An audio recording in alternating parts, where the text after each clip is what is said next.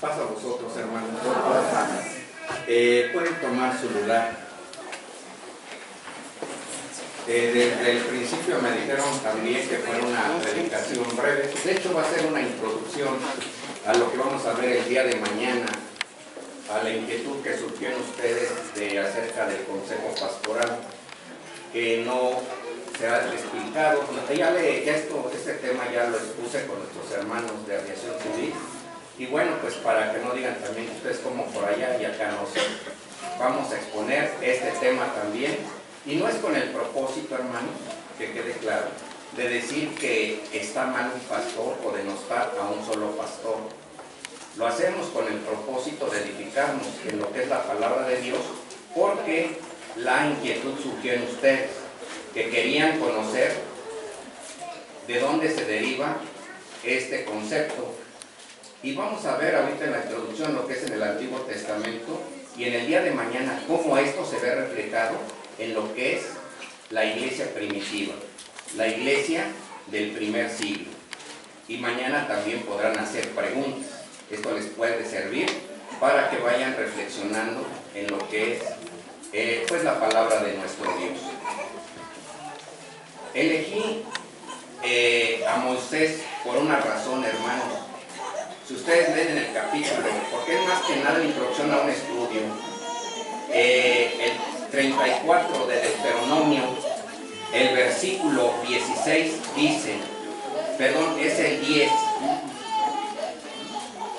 34 de Deuteronomio, versículo 10, y dice, y nunca más se levantó profeta en Israel como Moisés, a quien haya conocido Jehová cara a cara.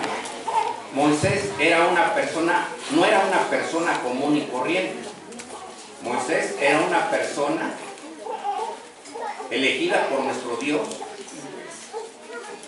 que fue salvada desde que era pequeño y que su nombre deriva de eso, que es salvado de las aguas, sacado de las aguas. Y cuando Dios puso a Moisés al frente, lo hizo, hermanos, una pregunta. Luego le dijo, Moisés, tú estás al frente del pueblo de Israel. Le dijo así. ¿Cuánto tiempo pasó Moisés para forjarse como la persona que Dios quería, o que fue forjado por nuestro Dios, para ponerlo al frente del pueblo de Israel? 40 años. Imagínense todo lo que pasó durante 40 años. Pero después, y todos sabemos que tenía la bendición de Dios, era una persona que hacía la voluntad de Dios. De manera tal que dice que nunca se levantó profeta en Israel como Moisés. Una ocasión, Moisés, saliendo de Egipto y atendiendo a todo el pueblo, su suegro Jetro lo vio y le dijo, porque hacían colas para que fueran atendidos por Moisés, y le dijo, Moisés, ¿qué es esto que haces? Vas a desfallecer tú y todo el pueblo. No puedes con todo esto. Y le aconsejó, dice, elige varones, no cualquier varón. Eran varones con determinadas características, varones de verdad y que no fueran avariciosos. Eso ustedes lo pueden ver allí en Éxodo 18 del 13 al 26. Nada más lo estoy refiriendo porque no nos da tiempo de leer todo. Y le dijo, mira, haz lo que te voy a decir. Escoge esos varones con las características que ya te dije, que no sean avariciosos, varones de verdad, y ponlos sobre 1000, sobre 100, a uno sobre 1000, a otro sobre 100, a otro sobre 50 y a otro sobre 10. Y Moisés escuchó la voz de su suegro, ¿sí o no? Correcto. Y puso a varones. ¿Quién había puesto a Moisés? ¿Y quién puso a esos varones? Fíjense cómo van siendo aspectos distintos. Y entonces, en el capítulo 1 de Deuteronomio dice, versículo 12, vamos a leer del 2, dice, ¿cómo llevaré yo solo vuestras molestias, vuestras cargas y vuestros pleitos? Dadme de entre vosotros de vuestras tribus varones sabios y entendidos y expertos para que yo los ponga por vuestros jefes. ¿Cómo eran estos varones? Sabios, entendidos, expertos. Y me respondisteis y dijisteis, bueno es hacer lo que has dicho. Lo que Moisés ya le estaba diciendo al pueblo era transmitir la enseñanza de su suegro, Jetro. Y tomé los principales de vuestras tribus, varones sabios y expertos, y púselos por jefes sobre vosotros, jefes de millares y jefes de cientos, y jefes de 50 y cabos de 10 y gobernadores a vuestras tribus. Y entonces mandé a vuestros jueces diciendo, oíd entre vuestros hermanos y juzgad justamente entre el hombre y su hermano y el que le es extranjero. Aquí también podemos ver, se los dejo hermanos, estos jueces, cuando dice, entonces mandé a vuestros jueces diciendo, ¿quién está diciendo esto? Moisés dice, mandé a vuestros jueces. Cuando hablamos de jueces, porque luego también me dicen que los jueces Dios los puso, estos jueces son los jueces que nos habla el libro de los jueces. ¿Por qué?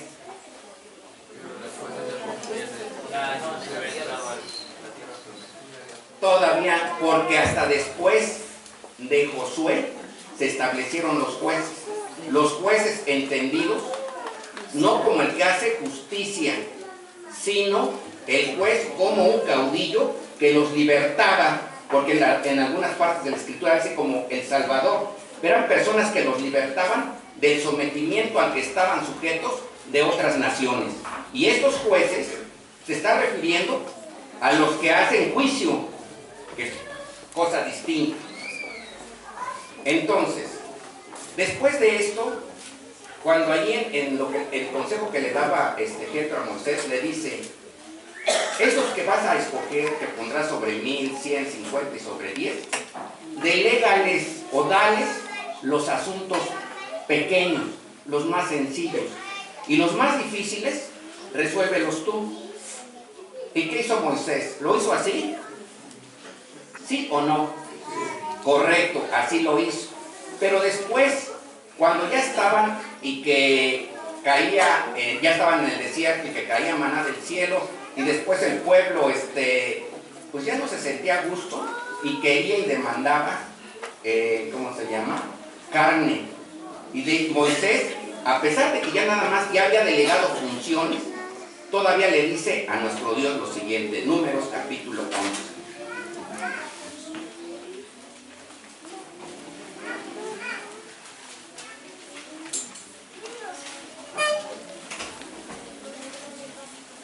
Versículo 14, dice, no puedo yo solo soportar a todo este pueblo que me es pesado, ¿en qué? No puedo yo solo. Moisés ya había delegado funciones, aún haciéndose cargo de los aspectos más importantes o más complejos. Dijo, no puedo yo solo soportar a todo este pueblo que me es pesado en demasía. Y sigue mencionando algunas otras cosas. ¿Cuál fue la respuesta del Señor? Dice el versículo 16, entonces Jehová dijo a Moisés, júntame 70 varones de los ancianos de Israel, que tú sabes que son ancianos del pueblo, y sus principales, y tráelos a la puerta del tabernáculo del testimonio, y esperen allí contigo. ¿Qué le pidió entonces el Señor a Moisés? Tráeme 70 varones. Pero tampoco eran varones comunes y corrientes, o sea, cualquiera.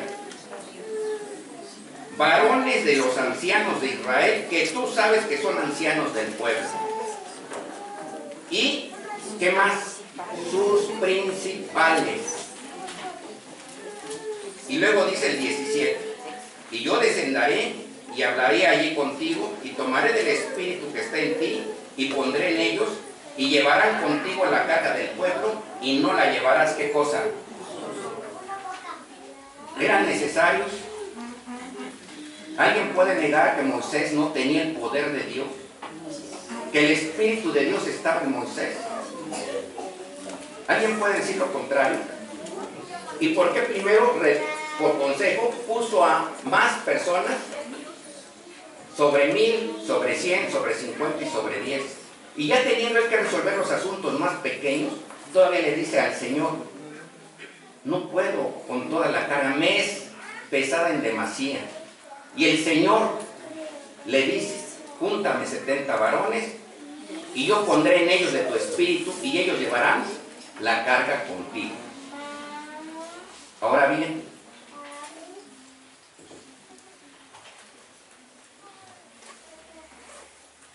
en este caso, hermanos, ahorita vamos a ver otro punto. En la Escritura dice lo siguiente, Salmo 77.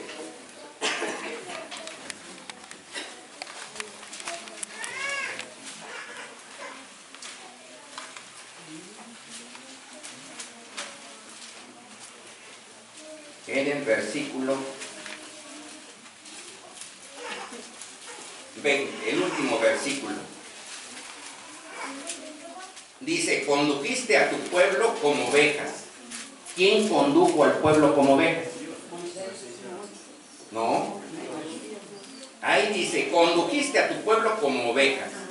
¿Quién las condujo? El Señor. Dice, por mano de Moisés y de Aarón. Había dos, ¿sí?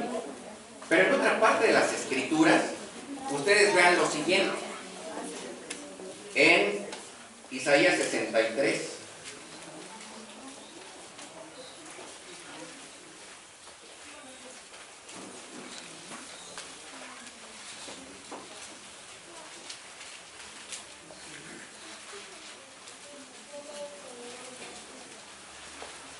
Del versículo,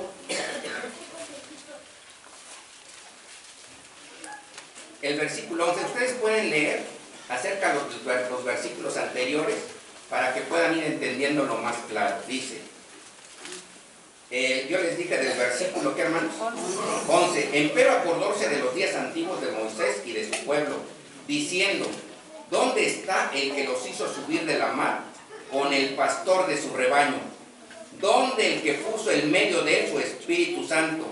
El que los guió por la diestra de Moisés con el brazo de su gloria. ¿Quién los guió?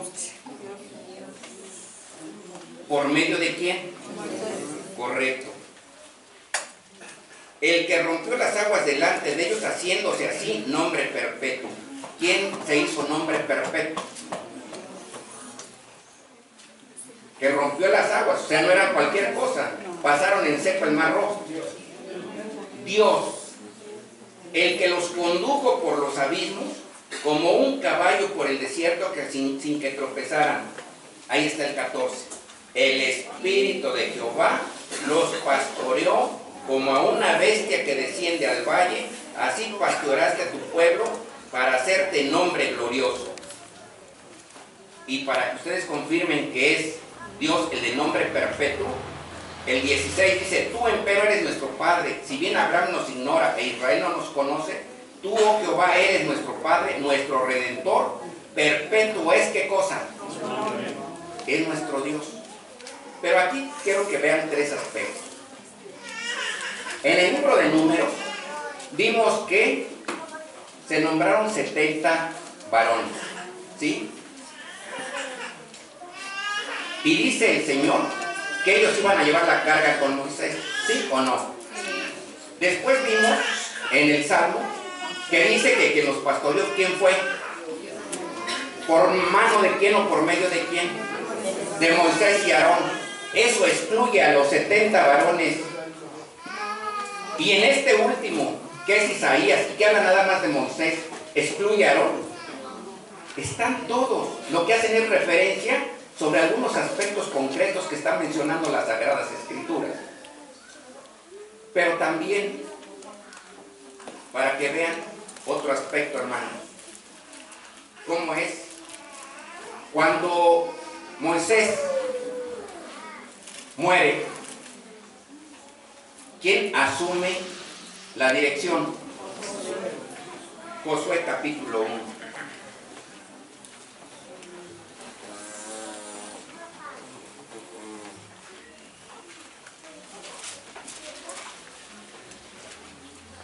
Versículo 1. Dice, Y aconteció después de la muerte de Moisés, siervo de Jehová, que Jehová habló a Josué, hijo de Nun, ministro de Moisés, diciendo: mi siervo Moisés es muerto, levántate pues ahora y pase este Jordán tú y todo este pueblo a la tierra que yo les doy a los hijos de Israel. ¿Quién nombró o quién puso a Josué? Efectivamente, Moisés. Josué, ¿cuánto tiempo duró? Por ejemplo, después de Moisés, porque Dios lo pusiera al frente. ¿Cuánto tiempo creen que duró la formación de Josué? Cuando salieron, que en los cálculos que hemos hecho desde el año de la creación hasta cuando salieron es el año 2448. En el año 2488, porque ¿cuántos años anduvieron en el desierto? A 2448 le agregan 40 y les da 2488. Josué, ¿qué cosa era de Moisés? Su ministro también. ¿Cuánto tiempo tardó en forjarse? Exactamente. Fíjense cómo Dios no los pone luego al frente. Hay un proceso de formación de los siervos que Dios pone. Si ustedes dijeran, Dios puso a otra persona, pues si Dios era directo, ¿qué nos quedaba a nosotros decir? La puso, ¿no? Porque es Dios. Pero todas las cosas que Dios hace tienen una explicación, un razonamiento. Aquí Josué, fíjense, capítulo 8, versículo 33. Porque no era solo Josué, había más personas que le ayudaban. Y dice, 33, y todo Israel y sus ancianos, oficiales y jueces estaban de la una de la otra parte junto al arca. ¿Delante de quién? De los sacerdotes levitas que llevaban el arca del pacto de Jehová. Bueno, las hermanas estuvieron hoy con un tema acerca del arca del pacto. En términos religiosos, ¿quién era el que llevaba el sacerdocio? ¿Quién? ¿Quién? Eran los levitas, ellos iban llevando cargado el arca del pacto. ¿Sí? ¿Y dónde estaban estos que dice que eran los oficiales, y que eran los ancianos, y que eran jueces? Estaban a los lados, ¿y delante de quién? De los sacerdotes levitas. Delante, eran varios, no era uno solo. Josué, cuando Moisés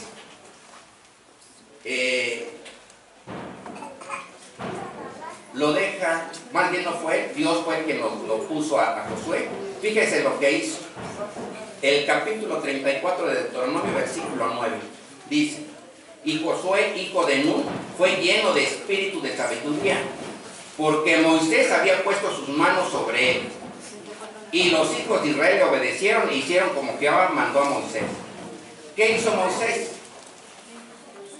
Puso las manos hizo la imposición de manos a Josué. Puso sus manos sobre su cabeza. La pregunta es, nada más se transmite el Espíritu de Dios, el conocimiento de nuestro Dios, la entrega a nuestro Dios, todo por ósmosis. ¿Qué es ósmosis? Porque les dije que se entrega nada más por ósmosis.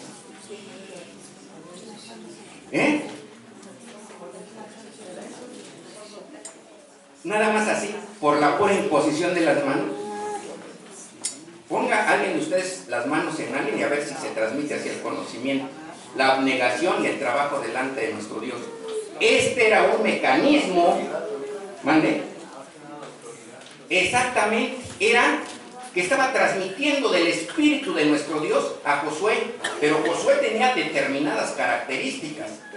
Había sido forjado como ministro de Moisés durante mucho tiempo, ¿sí? No luego. Y después, Josué todavía duró 27 años dirigiendo al pueblo cuando comenzaron a establecerse los jueces. Y fíjense aquí cuando dice, le pusiste jueces, así, los jueces que gobernaban el pueblo, los jueces que hablan la palabra de Dios como libro, que empiezan con Otoniel y terminan con Samuel. Ahí no dice que los pusieron alguien en particular, Josué u otros. Ahí dice Dios o Jehová le suscitó jueces. Es decir, ¿quién se los puso? Y les voy a poner un ejemplo. Sí saben quién fue Gedeón, ¿verdad?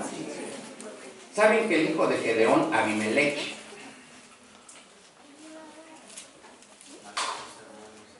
mató precisamente, tenía 70 hermanos, porque Gedeón tenía 70 hijos que habían salido de su muslo, obviamente con diferentes mujeres, ¿sí? Uno de ellos, o más bien otro, que era Abimelech, que era hijo de su concubina que estaba en Siquem, cuando fue a decir a los de Siquem, miren, ¿quién quiere que gobierne sobre ustedes? ¿70 varones o uno solo que soy yo? Y yo soy de ustedes, porque mi madre es de Siquem y los otros pues, son de diferentes. Y los convenció y él mató a los 70 varones. Eso lo pueden ver en el libro de los jueces, en el capítulo 9 en adelante. ¿Eso fue grato delante de Dios? Abimelech fue considerado juez.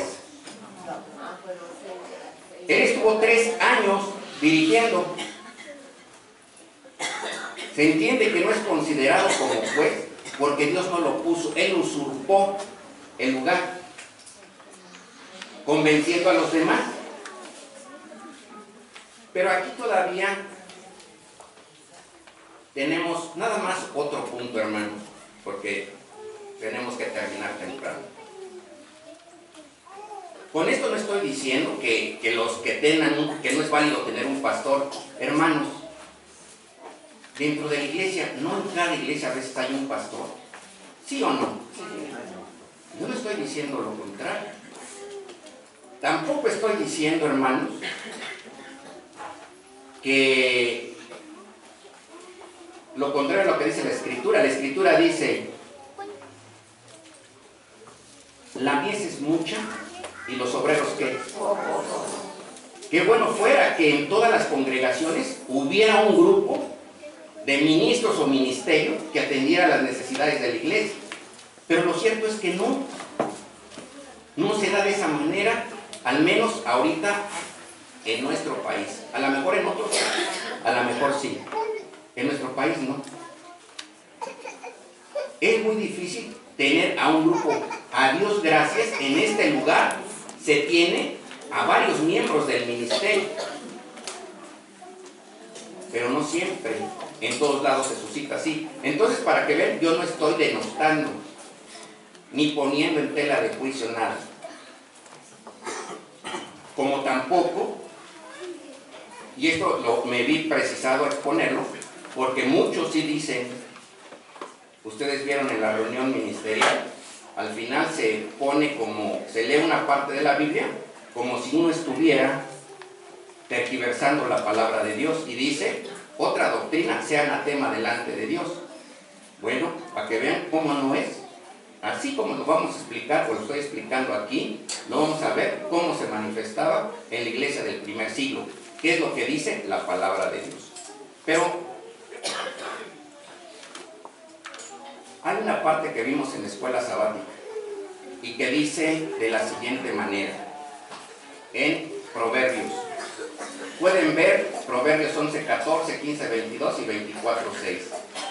Yo les voy a leer lo que dice la versión Dios habla hoy, que es una versión más coloquial y que siempre cuido que no tergiversen las Sagradas Escrituras, porque lo que es una paráfrasis es distinta de lo que es una traducción. Y dice de la siguiente manera: si no hay buen gobierno, la nación fracasa. El triunfo depende de los muchos consejeros. 15, 22. Cuando no hay consulta, los planes fracasan. El éxito depende de los muchos consejeros. 24, 6. Pues la guerra se hace con buenos planes y la victoria depende de los muchos consejeros. A los muchos consejeros ustedes pueden llamar grupo de consejeros, el consejo, solo. En la parte que me dejaron a mí desarrollar, lo propuse y dijeron consejo pastoral. Le quieren quitar el nombre de consejo pastoral porque cause confusión o por lo que quieran, lo podemos hacer, ese no es el problema. El problema no es de semántica, ni de nombres, es en cómo deben de actuar y cómo deben de hacerlo. Y con esto decimos, miren, el triunfo, el éxito y la victoria dependen de los muchos consejeros, de que entre más opiniones haya respecto al análisis de un punto o de un problema, la conclusión va a ser mejor. El hermano Juan ponía el cubo, y bueno, los que estuvieron en la escuela podrán recordarlo. Tiene varias caras y se puede ver desde diferentes perspectivas. Pero fíjense, cuando dice el triunfo, lo compara con el fracaso. Cuando dice el éxito, lo compara y lo compara con el fracaso. Pero además dice que los buenos planes, en Proverbios 15, 22, dice que cuando no hay consulta, los planes fracasan. Es decir, cuando alguien de manera unilateral hace las cosas. ¿Por qué? Porque los demás no se sienten identificados.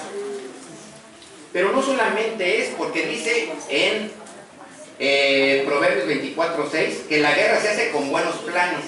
Es decir, aún teniendo buenos planes, para alcanzar la victoria y para que no seamos derrotados, ¿qué cosa? La victoria depende de los muchos consejeros.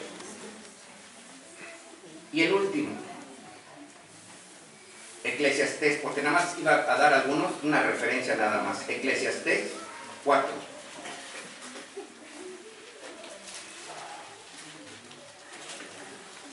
Versículo 9. Dice, mejor son dos que ¿qué? Es claro, mejor son dos que uno. ¿Por qué razón? Porque tienen mejor paga de su trabajo. Porque si cayeren, ¿qué cosa? El uno levantará a su compañero, mas hay del solo que cuando cayere no habrá segundo que lo levante. También si dos durmieren juntos se calentarán, mas ¿cómo se calentará uno solo? Y el 12, si alguno prevaleciere contra el uno, dos estarán contra él, y cordón de 3 dobleces, ¿qué cosa? No presto se rompe. Aquí les está diciendo, entre más existan, ¿sí?, y hagan trabajos juntos, la unidad los que está haciendo fuertes, los está haciendo más fuertes, más sólidos en el trabajo que están realizando. Eso es lo que está diciendo. Por eso dice que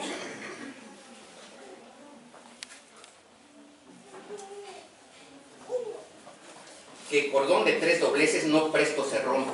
Si fuera uno solo, es mucho más sencillo destruir, desbaratarlo, etc. Si en algunas congregaciones, porque son pocos hermanos, está un pastor, pues qué bueno, a Dios gracias, que haya al menos uno, ¿sí? ¿O no? Y si hubiera dos, Sería desgracia. Entonces, vayan viendo cómo es la parte de lo que es un consejo. Ahora bien, cuando hablamos de un consejo, no hablamos de cualquier persona, ¿sí? Hablamos de personas con determinadas características que sirvan a Dios. Eso es indudable. Y si esas personas reúnen esas características para servir a Dios, seguro que se cumplirá la palabra de Dios, porque si dentro de ese grupo no van esas personas de esas características, ¿se cumplirá la palabra de Dios? ¿Sí o no? Si no tienen esas características, pues pueden llevar al fracaso. Pero el problema es de lo que dice la Escritura o de los que no supieron elegir bien a esos miembros. De los que no saben elegir a esos miembros. Esto, hermanos, nada más fue la introducción. Esto cómo se ve reflejado en lo que es la historia conforme al libro de los Hechos. Porque si quieren conocer de la historia de la iglesia, lean todo el libro de los Hechos, cuando menos. Y entonces verán cómo esto se reproduce en esa parte de las Sagradas Escrituras. Porque Dios no es hombre para que mienta, ni hijo de hombre para que se arrepienta. Lo que dijo Dios ha sido prevaleciente desde el principio hasta el final. Entonces, hermanos, hay que conocer lo que dice la palabra de nuestro Dios. Y entonces para mañana, pues ustedes están invitados para ver la parte de cómo esta parte que acabamos de ver se reproduce en lo que es la iglesia del primer siglo. Y con esto vuelvo a insistir, enfatizar y remarcar una vez más. No estamos denostando a que una iglesia tenga un pastor y que tenga ahora muchos, no. Si lo hace bien, qué bueno, a Dios gracias. El problema radica en esto, hermanos, cuando se comienza a enfocar a que con todo y que dentro de las personas que Dios elegía, cuando dejaban a sus descendientes, porque siempre sucede eso, pues comenzaban a cambiar las cosas. Samuel, que fue otra persona de características muy importantes para que Dios lo hubiera elegido, y que fue el último de los jueces. Cuando ya estaba anciano, dejó a sus hijos, a Joel y a quién más, y a Abdiel. ¿Qué vio el pueblo en ellos? Que no hacían lo que hacía su papá, en este caso Samuel, hacían lo contrario. Estos aceptaron cohecho y pervirtieron el derecho. Eso es lo que sucede a veces. Yo puedo ser, mejor no yo, otro puede ser muy bueno como pastor, pero ¿qué es lo que hace después? Delega a sus hijos. ¿Sí o no? ¿Lo han visto? ¿Sí o no? ¿Lo han vivido? ¿Sí o no? Y ya resulta que después no es lo mismo. Por lo tanto, nosotros fue nada más para que comenzaran a conocer de que no es invento, ¿sí? Sino que está sustentado en la palabra de Dios. Que puede cambiar de nombre, indudablemente, porque todas las cosas son perfectibles de las cosas que hacemos nosotros, y siempre y cuando todo sea para la honra y gloria de nuestro Dios. Amén, hermanos. Amén. Pasa a vosotros.